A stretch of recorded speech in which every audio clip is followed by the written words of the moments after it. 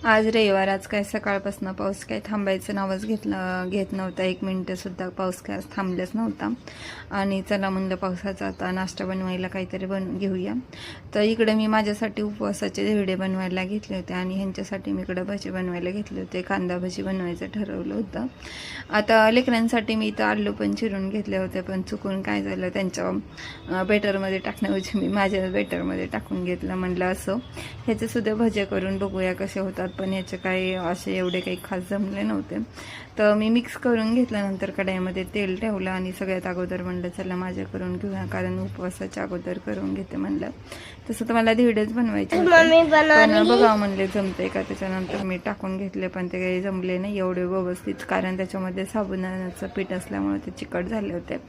पण फक्त आलूचे बनवल्यामुळं ते काढून घेतले, पण खायला एकदम टेस्ट छान झाली होती. त्याच्यानंतर मी ह्यांचेसुद्धा पकोडे बनवून घेतले. आता ह्याच्यामध्ये मी फक्त आपलं साबुदाणा आणि भगरीचं पीठ टाकलं होतं, त्याच्यानंतर शेंगदाणे आणि हिरवी मिरची बारीक करून टाकली होती मिक्सरमधून, बस एवढंच टाकलं होतं. आणि एकदम टेस्टी असे झाले होते भजेसुद्धा. आणि ह्यांचे नंतर करून घेतले. आता मला तर धिरडे बनवायचे होते, फक्त आलूच मी तेलामधून काढून घेतले, ते पण काही एवढे जमले नव्हते.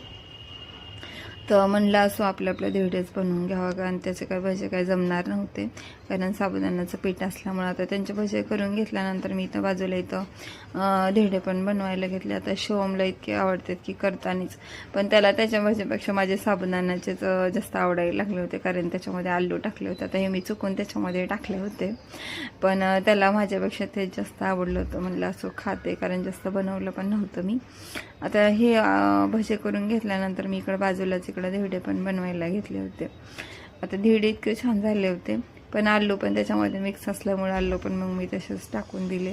आणि आजच्या नाश्त्यासाठी मग धिरडे आणि भजे, दही आणि धिरडे बनवले होते मस्त असे. आणि शिवम सगळ्यासोबत आम्ही खात होतो.